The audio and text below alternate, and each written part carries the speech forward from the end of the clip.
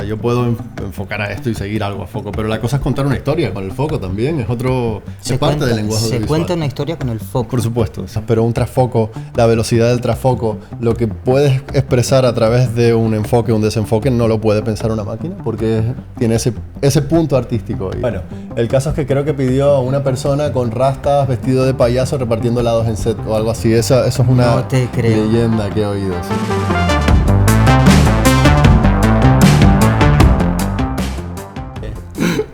Bueno, pues Héctor, bienvenido. Muchas gracias. Voy a darle el protagonismo a Alejandro, porque siempre soy el que hablo en este podcast. Alejandro y yo nos hace muchísima ilusión de que estés aquí.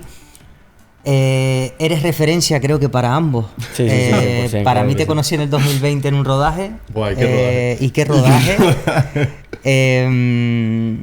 Nada. Alejandro, te doy rienda suelta, es todo tuyo este podcast hoy. Ok, ¿y cómo lo empiezo? Perfecto. Pues presenta al artista, porque para mí es un artistazo. Vale, sí, nada.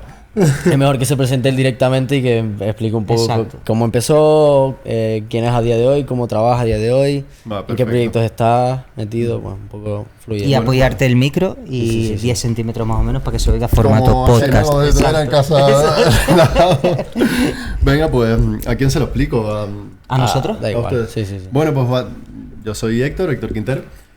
Y básicamente mi profesión no es una profesión especialmente conocida, que digamos, y a la mayor parte de gente le pilla bastante de imprevisto, de sopetón. Me preguntan qué narices es eso, porque yo trabajo de foquista o primer asistente de cámara, que es un curro pues bastante peculiar porque es muy específico, solo aplicable al cine, publi, bueno, al mundo audiovisual con cámaras y ni siquiera a todos los niveles, porque ya cada vez las cámaras tienen más sistemas de autofoco y... Sí, te quita un poco el puesto, por así decirlo. Sí, efectivamente. Pero vamos, que nunca... Efectivamente. Cuando además se desarrolle la inteligencia artificial, menos trabajaré yo, imagino. Fatal. Pero en principio, mi trabajo está como... Soy como ese punto intermedio entre lo artístico y lo técnico, digamos, por así decirlo, ¿no? Porque mi principal función sería, tengo varias funciones principales y una de ellas es montar la cámara, dejar la cámara seteada como si fuera un Lego, básicamente. O sea, mi curro es dejarla lista para rodar, que todo funcione. Luego, otra parte de mi trabajo es coordinar el departamento de cámara, porque claro, ya hablamos de rodajes en los que no hay una persona, ni dos personas, ni es solo... No es tanto una cosa de filmmaker que te lo haces a ti mismo, sino hablamos de equipos ya grandes de rodajes jerarquizados como si fueran no militares, pero de ese estilo, ¿no? Con posiciones por puestos, básicamente. Por puestos, sí, y todo muy departamentalizado, ¿no? Y hay que coordinar todo de alguna manera. Y luego, pues la otra función, que es quizás yo diría que hasta la más mecánica, o sea, es la más artística, pero la que más ya haces como algo mecánico, ¿no? Al final acabo centrado más en el resto, que es el foco. Claro. Que es enfocar. Y sí, todo el mundo me dice, pero esto no lo hace, mi móvil lo hace solo, o mi cámara lo hace ya solo. Después le das el mando de foco y ya se vuelve Efectivamente. Pero nada, esto ya es una cuestión de lenguaje audiovisual, ¿no? De lo que hablamos aquí. O sea, por eso el punto artístico está ahí. Claro. Porque enfocar es una cosa mecánica. Puedes elegir una u otra y ahí está el punto. Sí, ya está. Yo puedo enfocar a esto y seguir algo a foco. Pero la cosa es contar una historia con el foco también. Es parte del lenguaje audiovisual. Se cuenta una historia con el foco. Por supuesto, sí. Quiero entender eso. ¿Cómo se cuenta una historia con el foco? Dentro de la jerarquía de los rodajes, por así decirlo, yo, según el tamaño del rodaje, porque también todo esto varía, pero yo o soy la mano derecha del operador de cámara, el cual es la mano derecha del dire de foto, o soy la mano derecha del dire de foto, el cual ejerce de operador de cámara también. Es lo mejor. Sí, es como a los dires de foto muchas veces eso les gusta tener la cámara en las manos, ¿no? Si no, pues sería otra cosa. Eres gay, ya directamente. Sí, es como, ¿qué te pasa, tío? ¿Qué te pasa a ti, sí? Sí, hay tires de fotos que se sientan en una mesa a dirigir y es como, pero qué aburrimiento de vida. Es como una oficina, no sé. Yo soy de yo entiendo también la perspectiva de tener una cámara en las manos en lo... sí, tío, es lo tangible, lo guay. Héctor, la importancia del foco. O sea, explícale a la gente la importancia del foco. ¿Por qué un foquista? ¿Qué es lo que hace un foquista y por qué? ¿Qué es lo que hace un foquista y por qué? Vale. Pues bueno, más allá de eso, de enfocar per se, que sería como la manera fácil de decirlo, sí, enfoco. El foquista a través de sus aparatos, por así decirlo, porque yo tengo pues, sería un intervalómetro, pero es un mando de foco que es simplemente un aparato que por radiofrecuencia se conecta a la cámara, a la lente, con unos engranajes y gira la anilla de enfoque de la lente, como si yo tuviera la mano ahí, pero lo que pasa es que lo puedo hacer a distancia, ¿no? Pues a través de eso, pues yo cuento, bueno, o yo enfoco o desenfoco el resto, según como lo quieras ver, lo que esté dentro del cuadro, ¿no? O sea, entonces mi función principal, viéndolo desde otra perspectiva, sería casi que yo mantengo la atención en una cosa concreta. Hace que el público básicamente entienda que ese es el punto de interés al que tú quieres. Claro, porque el resto está desenfocado, así que no lo vas a poder ver, ¿no? Un poco esa es la idea. Genial. De enfocar en ese punto concreto. Esta pregunta la tengo que hacer yo. ¿Cuál ha sido el rodaje más potente que hayas currado a día de hoy? El Illuminati. Más potente. Uf, ese fue de los que más horas he echado, tío. Ese fue potente. Ese aspecto. ¿Potente en qué aspecto? Porque si hablamos... Sí, nunca se sabe, ¿verdad? si hablamos de hora, tío, ahí echamos muchas horas, fue Demasiada. potente. Pero por otra parte fue divertido. O sea, yo creo que ahora lo veo con perspectiva y fue la hostia. Nos lo pasamos muy bien. Yo me lo pasé súper fue súper divertido. O sea, tengo un montón de anécdotas de ese rodaje. A mí me encantó. ¿Qué pasa? Siri. A ver si no me ladra. Ahora viene restregando. Qué buena, ahora sí. Muy bien. ¿Tienes calor? Uy. Ahora ladra. Ella tiene que ladrar siempre. Pero bueno, potente. Ella quiere subir, creo. ¿Quieres subir? ¿Quieres subir? Sube. Ven, sube, ven aquí. Sube. Sube, Siri. Ven aquí. Y está calorada, pero simplemente por bronear. Ven, Siri, sube. Vamos. Sube, venga. ¿Qué va? Vamos. Madre mía. Sube. Venga. No, ella quiere aquí. No, tiene calor. Ven, sube con papá, ven. Ven aquí. Ven, sube. Sube. Venga, Sube. papi. Venga, sube. Muy Venga, bien. échese. Ya está. Hola. Pues, Hola, ¿cuál fue tu mayor, o sea, uno de tus mayores rodajes que tú me digas, wow, Chela, este rodaje para mí fue un punto y aparte en mi carrera de foquista? Puede ser, yo qué sé, puede ser uno actual o puede ser uno que te haya dicho... Es que claro, a nivel de ver cosas técnicas o así, diría que, bueno, Den of Thieves fue bastante grande. El año pasado hice The Mother con Jennifer López, ese también fue grande. Wow. Pero si tengo que hablar de un punto de inflexión, que sería una cosa diferente, fue hace ya unos cuantos años, cuando tenía 25 años. Si ya tengo 30, ya... Bueno, yo que tengo 36, ya me puedo morir. Vamos así, en escalón. En escalón.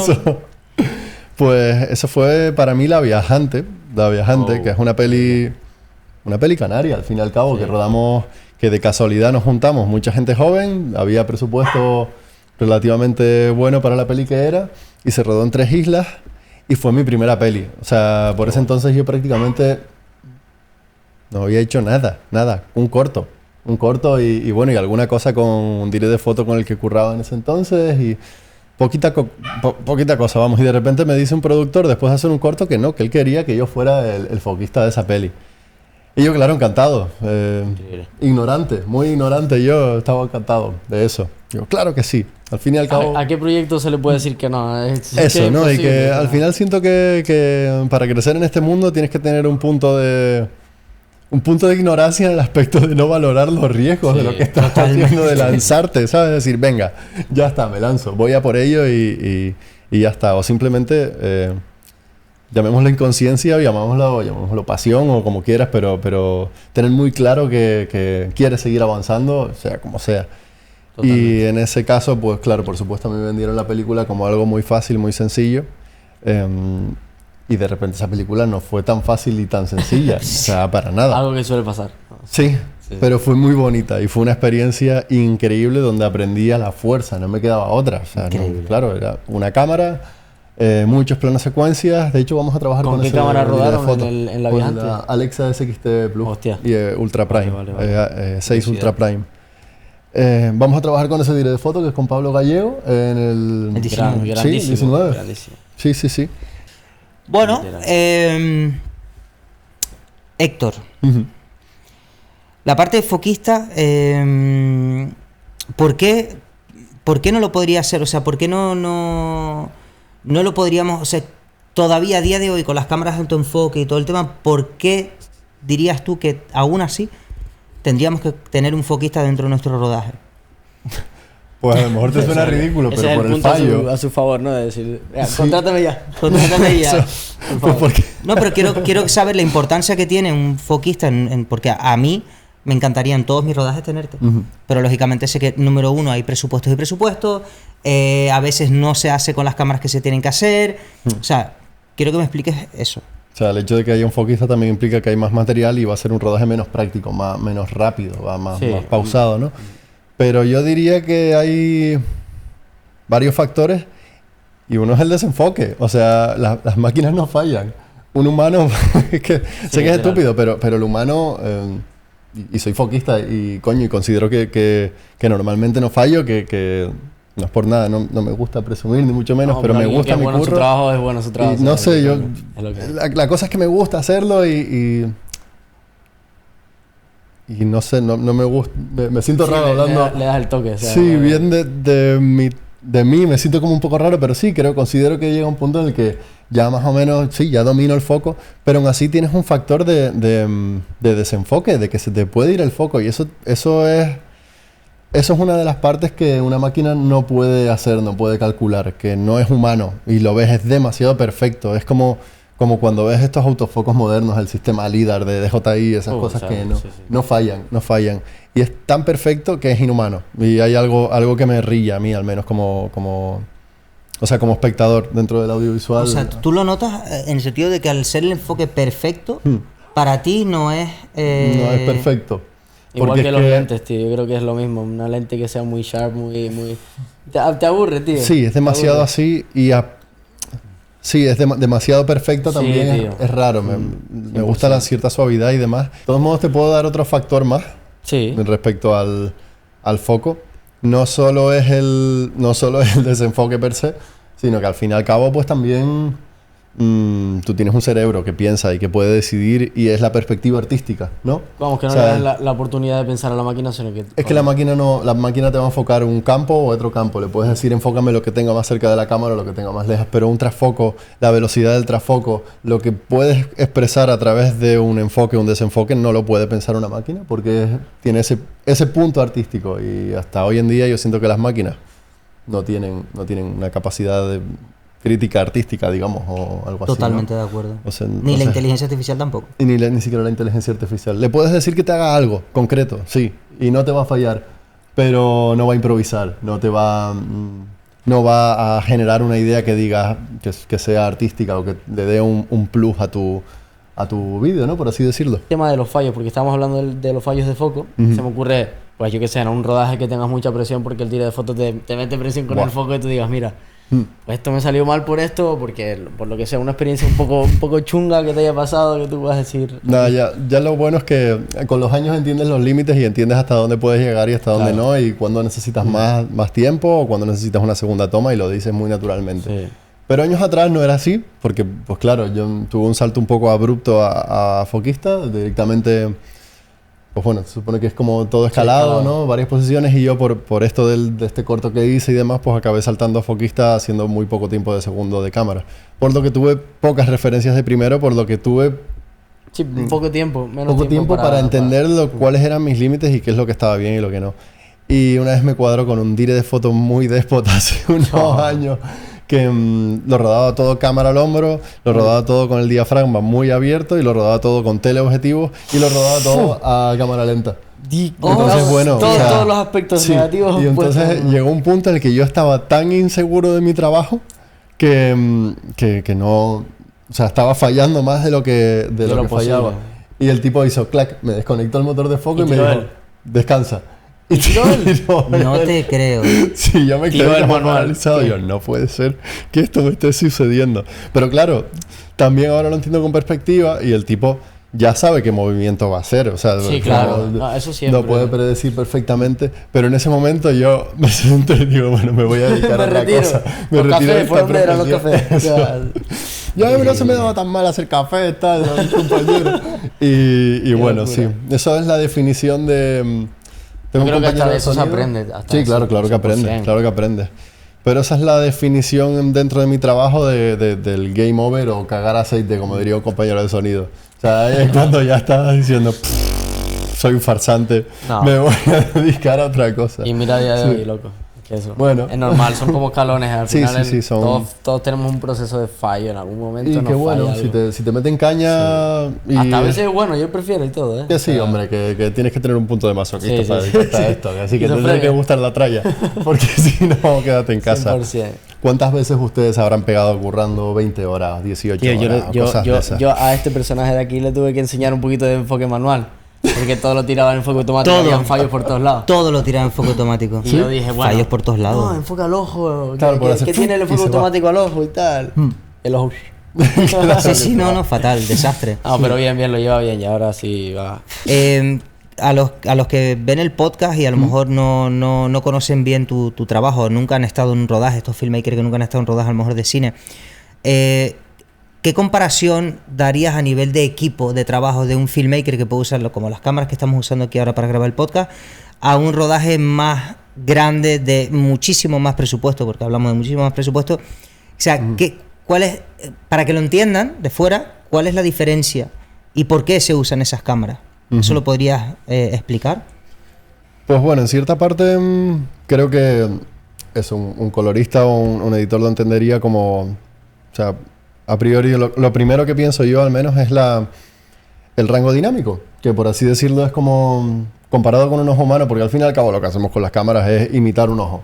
Todo es imitar un ojo.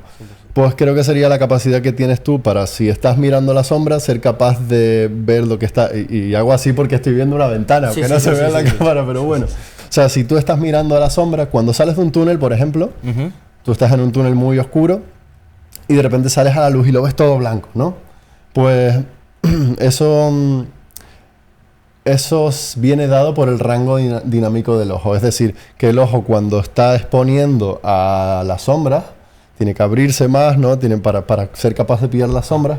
Y para ser capaz de pillar las sombras es menos capaz de pillar las altas luces.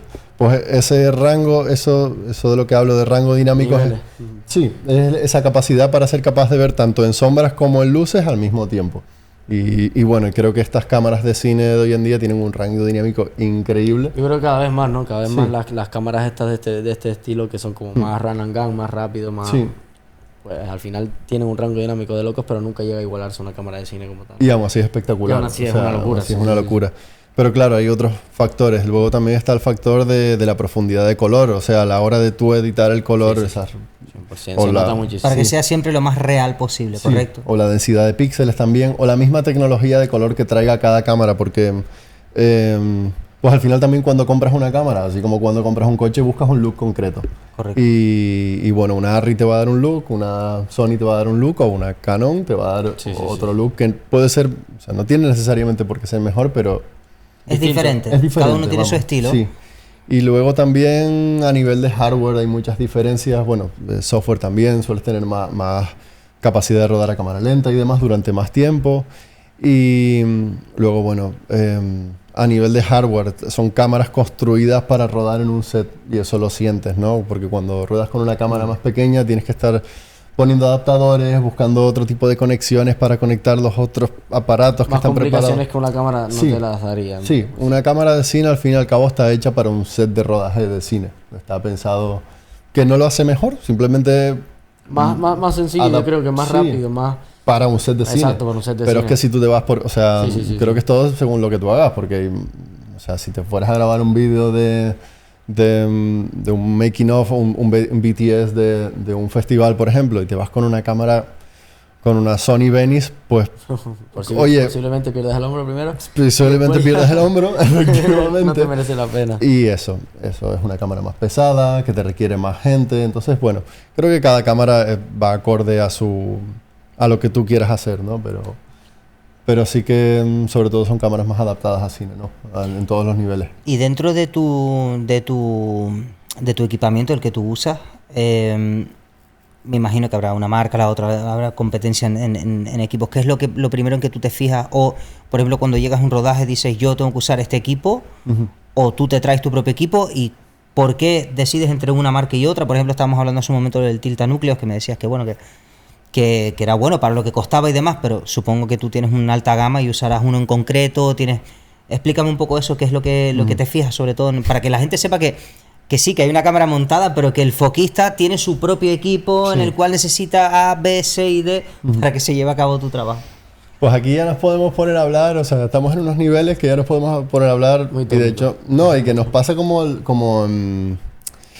te digo, como la gente de Red o Arri, pues que siempre hay como equipos, pues o Barça Madrid, pues aquí es exactamente lo mismo con los mandos de foco, que hay sobre todo 2 mandos principales que serían Arri, que es como la marca por excelencia de cine. Madre, por decirlo de alguna manera.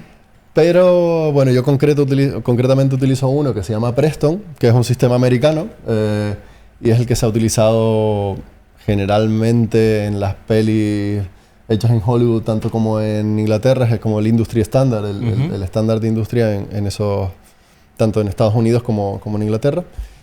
Y bueno, ¿y por qué? ¿Por qué elijo esto? Buena pregunta. Porque es difícil la pregunta. Pero sí, estamos a unos niveles ya que o sea, lo que buscas de un mando de foco, en mi caso, es que sea, o para mí la prioridad, y por eso elegí el mío, es que sea la extensión de mi mano. O sea, yo muevo la mano y al mismo tiempo se tiene que estar moviendo el motor de foco, de tal manera que si algo falla, es mi culpa. Que sea el error tuyo. No puedo excusarme en que el mando de foco llega tarde o esas cosas, no. Porque estamos hablando de ciertos presupuestos, de cierta presión, que la gente lo quiere todo, ya no hay ensayos como antes. Y bien, sí, lo quiere al momento y lo quiere todo bien, porque cada minuto de rodaje cuesta muy caro, y eso es así, porque somos muchos técnicos. En este mismo de Den of Thieves, por ejemplo, creo que éramos unos 200 o 300 técnicos. O sea, si te retrasas una hora, imagínate lo que te puede costar una hora extra de 200, 300 personas. En fin, locura. Sí, entonces quieren que todo salga pues a la primera o lo más rápido posible. Y bueno, en este caso, pues mi mando de foco, eso. En el caso de Arri, por ejemplo, es un mando más interactivo que se vincula mucho más a la cámara, por así decirlo. Puedes cambiar settings de la cámara desde el mismo mando de foco y es como si fuera parte de la misma cámara, una extensión de la cámara. Y el mío simplemente es un caballo de guerra. O sea, es duro, no se rompe, no falla, no se desconecta y después es muy rápido de reacción. Normalmente con las radiofrecuencias suele haber problemas porque los sets de rodaje, pues tanto las luces, la transmisión de vídeo, sonido, tenemos todos radiofrecuencias y a veces nos pisamos y creo que gran parte de lo que tiene mi mando de foco bueno es que es muy complicado que otra radiofrecuencia se le solape, sí. Eso, interesante, ¿cómo dirías tú que empezaste en este mundillo? Que sé que escalando, porque ya lo comentaste antes, pero ¿en qué momento dijiste, yo amo esto, quiero que mi vida vaya relacionada con el mundo audiovisual? En concreto, a lo mejor no tenías pensado acabar como foquista o como tal, pero ¿en qué momento dijiste, voy a dejar los bocadillos? voy a ir directo a hacer esto? Sí. Pues casi que en mi primer rodaje yo tenía claro que quería ser foquista, o sea, sí. O sea, el mundo me enamoró desde el primer momento. ¿Por qué? Porque, bueno, yo venía a estudiar el ciclo de audiovisuales porque tampoco había más estudios aquí, o sea, era más orientado a tele, o sea, ni siquiera es que fuera una cosa de cine. Pero bueno, tengo una amiga que resulta que el padre era policía local y estaban cerrando una calle de Santa Cruz porque había un rodaje de una publicidad y ella pudo ir y me enseñó fotos y fue como, hostia. Y a través de ella, pues contactamos como para hacer las prácticas en esa empresa. Hostia. Y en una empresa de service, ¿no? O sea, que provee servicio para otras empresas de fuera para rodar aquí, ¿no? Y bueno, pues al final hicimos una entrevista ahí, nos aceptaron en las prácticas y yo recuerdo todavía ese primer rodaje, ese primer día de rodaje mortal. O sea, si no te gusta esto ya estás muerto desde primera hora porque te implicaba estar a las 5 de la mañana en una localización perdida, bueno, ustedes lo sabrán, en la leprosería de Navades. Sí, hostia. Ahí, súper temprano antes de que saliera el sol. Acabo de apagar el micro. Ahora. Esta vez me di cuenta. Menos mal. Pues eso, en una localización desértica, con viento, con polvo, muy incómoda. Íbamos ahí a rodar durante pues 12 horas también. Pero es que No sé cómo describirlo realmente, fue como un amor a primera vista. Como que si estás, justo antes lo explicaste de una forma que a mí también me ha pasado, que si tú estás en ese momento en el que estás trabajando 12 horas y estás haciendo algo que se supone que te gusta y no estás hecho para eso, ahí sabes que no. Te das cuenta. Pero si ya amas lo que haces y ya pasan las 12 horas y ya es como que sí. Sí, efectivamente, y fue algo así, o sea, que yo llegué ahí y de repente tenía un montón de cosas que hacer, perdón, cuando eso era pues el becario y el becario de la empresa, entonces me permitieron también el lujo de estar un poco con todos los departamentos y de darle la tabarra a todo el mundo, pero por otra parte también ayudar a todo el mundo, o sea, estaba un poquito... Sí, aprendizaje. De tal manera que en ese primer rodaje trabajé como... Creo que no he trabajado tanto desde ese primer rodaje, porque claro, al final tenía que ayudar a todo el mundo y todo el mundo necesitaba una mano y todo el mundo estaba contento de tener una mano extra. O sea, que no me puedo sentir culpable el rodaje tuyo y mío del 2020. No. Si nos gusta la tralla, o sea, que nos gusta. Pero vamos porque a ver. estaba todavía, o sea, digo, este me tiene guardado rencor todavía después de ese rodaje. No, son bromas. Que va. O sea, además ese rodaje concretamente fue muy divertido. O sea, yo tengo un highlight, no voy a decir nombres, pero recuerdo ese momento en el que quizás tú estés pensando en el mismo, en el que el artista tenía que abrir una botella de champán y otra persona, pues para animar, tipo coaching, a lo vamos, cogió y salta delante de la cámara y se pone vamos. Entonces del plano lo único que tenemos es la... Tenemos el salto del champán y tenemos al cómo perder dinero, al director de, no voy a decir quién, delante de la cámara. Fue buenísimo. Y se oye a Jaime García en la cámara diciendo, pero serás un... Digo, eran las 5 de la mañana. A ver, ¿qué es eso? Después de 20 horas. 5 de la mañana. Creo que tengo la toma. No tiene sentido. Y ya si además haces eso. Tengo la toma y creo que la voy a meter en el podcast para que la gente se vea. Es que fue buenísimo, porque además la cara del artista era como, ¿qué está pasando? Yo me acuerdo en ese rodaje que Jaime y yo llegamos a un punto en el que el artista, Jaime llegó, me pilló, me cogió por el cuello así y me dijo, yo no grabo más. Yo no grabo más. O viene el artista ahora a grabar o yo no grabo más. Ya es verdad. Porque tío, se quería ir de chicas. Es que de repente se quería ir de chicas. Luego se cogió una pedazo de fumada que se tenía que subir encima del tejado con las lanzallamas y todo lo que tenemos arriba. Y ¿te acuerdas, Héctor? Yo decía, este tío se va a matar. La fumada que tenían todas. Y ese tío subió y con las mismas bajosas subió, grabó su toma y bajó. Nos quedamos todos en plan, ¿no se mató? No. Hemos escapado otro día más. Por suerte. O sea, yo dije increíble. Y ya cuando Jaime, el director de foto, dijo, chao, no grabo más. Digo, pero ¿cómo no grabas más? Si todavía nos quedan un montón de tiempo. O sea, no grabo más si este tío sigue. Digo, pues nada. O sea, hay un técnico... Eso fue una tensión para mí increíble y ese rodaje no se pudo terminar nunca como queríamos nosotros. Bueno, pero salió. Pero salió. Héctor. Tengo un compi, bueno, una frase célebre de un compañero de estos old school de rodaje, que, bueno, yo no es que sea creyente, pero siempre me he quedado con esa frase y él dice que en el cine no muere más gente porque a Dios le gusta el cine, a Dios le tiene que estar gustando ver pelis en la casa, porque es que hacemos cada cosa, tío, y no nos pasa nada, escapamos. Sí. O sea, y tengo, respecto a esa fumada, pues justo me vino a la cabeza otra. Una vez en Lanzarote rodando un videoclip de un artista de trap italiano, que no sé si puedo decir nombre o no, Marrakech se llama, Marrakech con K, o sea Marrakech pero escrito como K. Marrakech, ok. Y bueno, estaban fumados desde primera hora de la mañana, o sea, primera hora de la mañana, fumados unos cacharros del tamaño de la palma de mi mano. Total que llegamos a la última localización, ya todos como para allá, y el de arte, que era también un amigo del director, no se le ocurre otra cosa, había que hacer como una hoguera para que él era de noche ya, para que él cantara adelante. Pues no se le ocurre otra cosa con toda la fumada, que una vez hecha la hoguera, para prender la hoguera, pues coge la garrafa de gasolina y se pone a verter gasolina. No me lo así. puedo creer. Total que la gasolina le empieza a subir por la garrafa y empieza a hacer así. Se empieza a llenar todo de gasolina, al final la tira al aire y de repente hay una columna de humo negro subiendo en medio del set y todos diciendo, bueno, aquí viene medio ambiente y no. Yo estoy contratado, yo no tengo nada que ver con esto, yo no sé nada. Con las manos te las limpias y fuera. Yo solo sé hacer foco, no multas a él. Vuelvo a la frase del compañero. En el cine no muere más gente. Qué raro que no ha muerto nadie, tío. Joder, a Dios le gusta el cine. Una pregunta para el espectador que se quiera involucrar en el mundo del cine o del mundo del filmmaking, bueno, el mundo del video audiovisual en general. ¿Qué consejo le puedes dar para sus inicios? O sea, ¿qué le aconsejarías? Pues mira, yo en ese aspecto, o sea, si es dentro del audiovisual en general, si lo que quieres no es cine, en principio, o sea, respecto a lo que están haciendo ustedes, por ejemplo, creo que tú eres uno de los referentes y eres uno de mis referentes.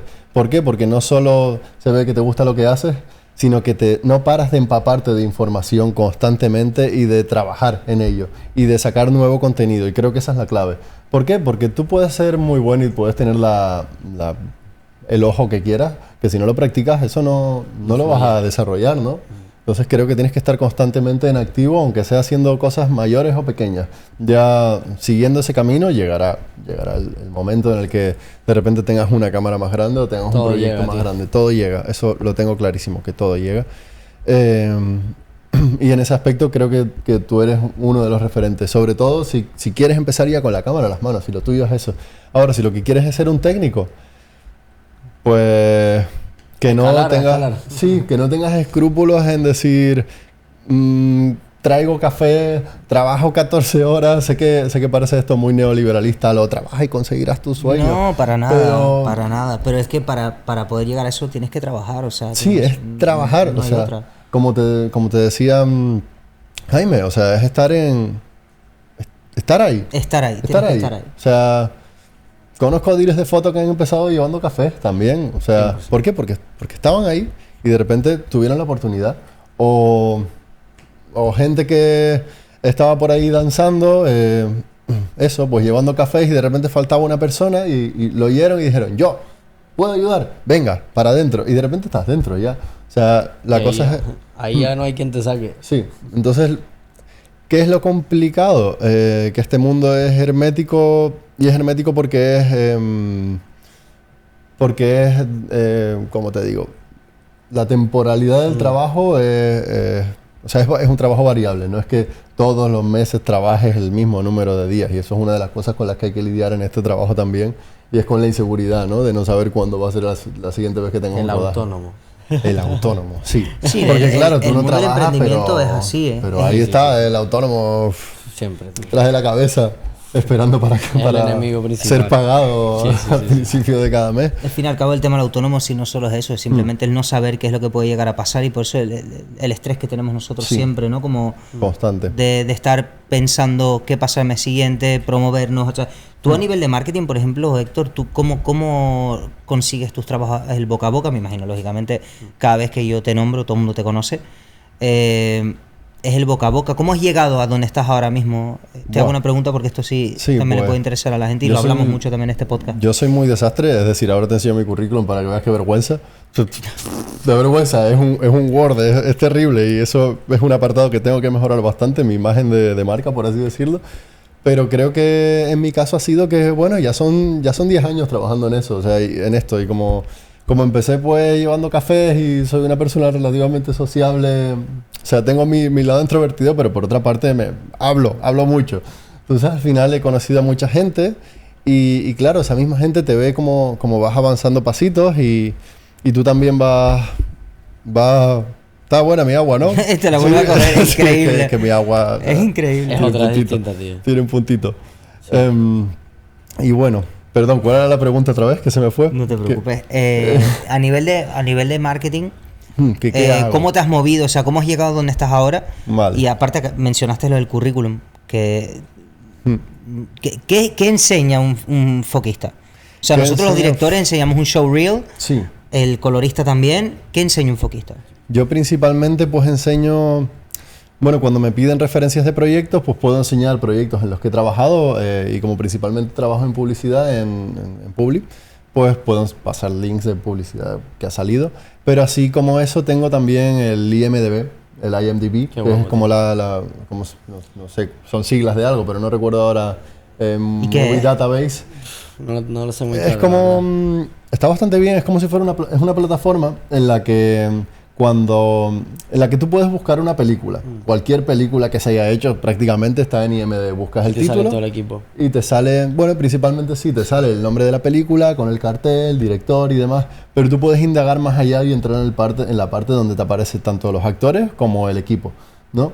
Y entonces, si no lo hace la productora en sí, tú mismo puedes inscribirte como que has estado en esa película y demostrarlo a través de cualquier documento, como una hoja de llamada en la que aparezca tu nombre. Cualquier documento que aparezca tu nombre lo puedes adjuntar y demostrar que tú has estado ejerciendo ese puesto. Y bueno, pues eso, a través de... Claro, te haces currículum así. Efectivamente, y es como un currículum online que se te hace automáticamente, un currículum de pelis, pero eso, IMDb es más orientado a pelis. Respecto a Publi, pues es ir apuntándoles y cuando te piden ir pasando referencias, también puedes tener pues tu web o puedes tener también incluso un showreel donde aparezcan planos que hayas hecho. Pero sí que es verdad que en mi caso, y creo que en la mayor parte de técnicos, todo va más a través del boca a boca. Sí, porque ¿no? sí, creo que es una cuestión de se nota muchísimo, tío. Del boca a boca. Sí. Que... Voy a probar... Por mucho que seas bueno, si al final no... O sea, si no tienes esa chispa de mezclarte entre la gente, de crear, que te conozcan y tal, no, hay veces que es muy difícil. te tienen que conocer. Sí. Eso pienso. Ya una vez metes la patilla, pues bueno, poco a poco, pero difícil, tío. Voy a probar a llamar a una persona que a ver si te quiere saludar.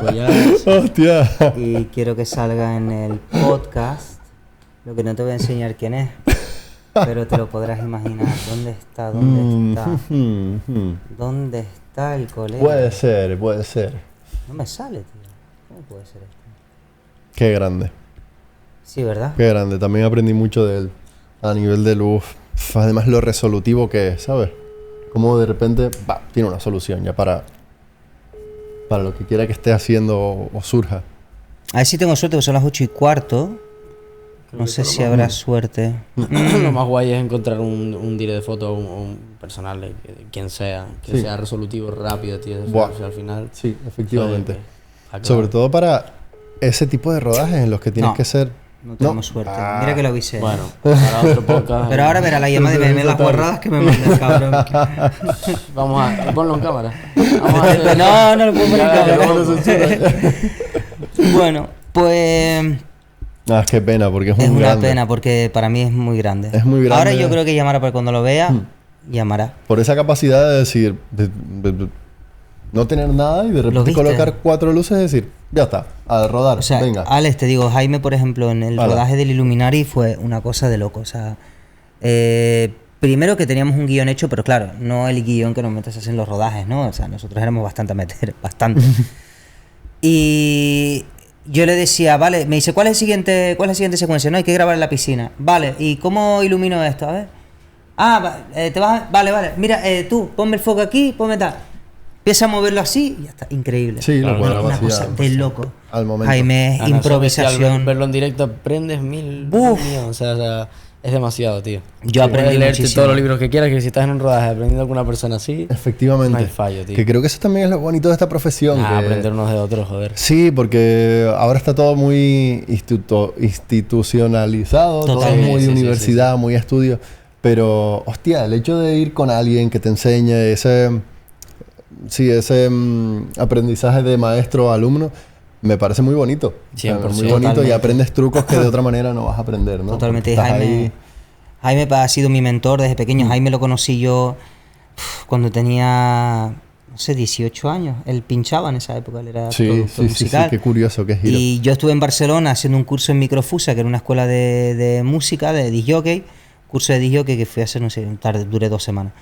Y me compré fue raro porque me compré un cinturón que era como con LEDs, ¿sabes? Y podías configurar. Yo era un cinturón, tío, en esa época, un cinturón blanco y tenías una pantalla LED así, vale, y podías poner lo que querías. Pues él pinchaba en un local aquí en Tenerife de invitado y yo aluciné con su música. Y yo me acuerdo escribir, Jaime García, eres el mejor en el tal, y se quedó con eso. Y de ahí nos empezamos a hablar y siempre me decía, eres el chico del cinturón. Y nos quedamos hablando hasta que a día de hoy pues somos amigos, tío, y nos hemos ayudado mutuamente. Hoy mismo lo llamé que tiene una duda, me ayuda, y es una persona que me apoya mucho, tío, y es una de las personas que me dice las cosas de frente. Cuando le dije, voy a comprar esta, caca, eso no sirve. Olvídate, no. Así, no puedo decir marca, pero bueno. Eso no, porque y es así siempre conmigo, ¿sabes? Y él es muy de frente, muy de frente. Y eso me ha ayudado a ser muy serio con mi trabajo y tomármelo mucho esa es la forma en la que más aprendes. Siento inseguridad muchas veces cuando le mando algo, porque sé lo que hay. A decir, no, esto no tenías que haberlo hecho así, porque... No, y que vamos a ver que en este mundo lidiar con la inseguridad es otro tema aparte, no es fácil, porque o sea, yo puedo saber si 2 más 2 es 4 y eso es matemático, así. Pero ¿cómo sabes que algo artístico está bien hecho? Eso es arte. Es un arte. O sea, es un arte. Más allá de que tengas los parámetros técnicos bien, el resto es arte. ¿Cómo vas a saber si está bien o no? Entonces, tienes que tener, sobre todo el punto del dire de fotos, tienes que tener un ego como... Tienes que creer en ti mismo. Este es mi rollo, o sea, esto es lo que hay. Esto es mi rollo. Si no te gusta es tu problema, pero yo sé que está bien. Empoderado. Sí, tienes que estar eso, empoderado. Tienes que estar empoderado, tío. Sí. Pero a mí, que yo, por ejemplo, tú me diste clases, estudié dirección de foto con Santi Torres. Y vamos, yo, por ejemplo, aprendí muchísimo con él de iluminación, de focos, de todo en general. Pero cuando estuve en los rodajes fue cuando yo dije... Aquí estoy aprendiendo muchísimo y que la gente me diga eso está mal, eso está bien. Ahí, tío, ahí es donde... Sobre todo porque tienes que lidiar con... No te queda otra. Estás ahí... No te queda otra. No tienes otro momento para aprenderlo, es ahí. O sea. O lo resuelvo. Y empiezas a sudar, te quedas ahí como un segundo y luego dices, venga, no, tengo que salir de aquí. Tengo que hacerlo. Si no, esto no sale. Hay que hacerlo. 100%. Hay que hacerlo. La verdad, es la magia de los rodajes. Sí. Pues...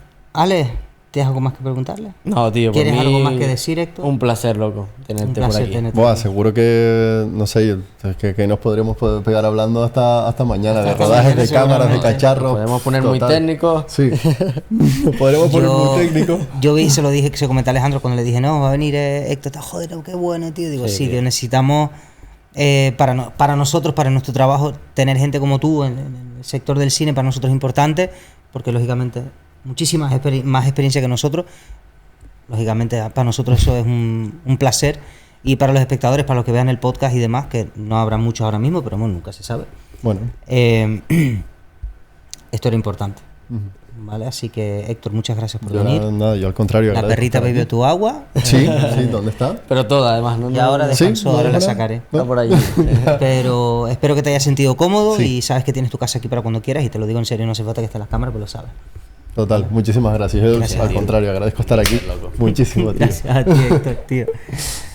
Y al final es verdad que no dan exposición tampoco a las partes técnicas de los rodajes, siempre es el director o el actor y demás. Y creo que está increíble poder entrevistar hasta una persona que reparte café. Totalmente. En rodajes, o sea, totalmente. Su punto de bueno, eso también lo vivimos nosotros mucho porque nos encanta el sector audiovisual y es nuestro trabajo, ¿no? Pero creo que en un podcast sí es directamente atacar los puntos claves que puedan ayudar. No, yo lo que estaba pensando es la cantidad de batallas que te puede contar alguien que solo lleva café. Las cosas que habrá visto entre bambalinas. Puede hacer un podcast solo de anécdotas. Yo es que veo la superficie, tío. Sí, es que yo veo lo que pasa en set. Lo que pasa entre bambalinas. Es una locura, ¿eh? Esto es un mundo de artistas. Sí, lo del mundo de artistas vamos a dejarlo ahí en arte solo. Porque, madre mía, es una pena que no haya podido entrar mucha locura. Jaime en llamada, pero bueno, no pasa nada. En el aspecto de egos también, y o sea, de gente pidiendo tonterías, locuras, como no sé. Lo del ego. No sé, he oído locuras de actores pidiendo, no sé, creo que era. ¿Cómo se llama este actor que hizo? Ahora no me acuerdo ni de la película ni del actor. Mad Max. El principal de Mad Max. Vale. Que hizo también. No sé el nombre, pero sí. Que hizo.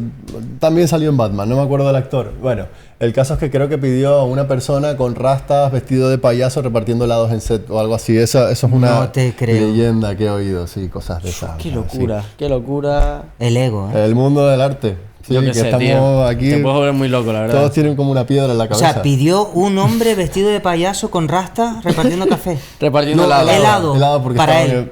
No sé si para él o para todo el equipo, pero...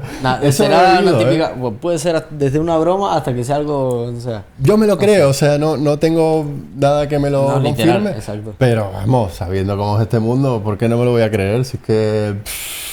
Sí, no hay nada que no... Eso, las excentricidades que se ven, tío. Sí. Increíble. En fin.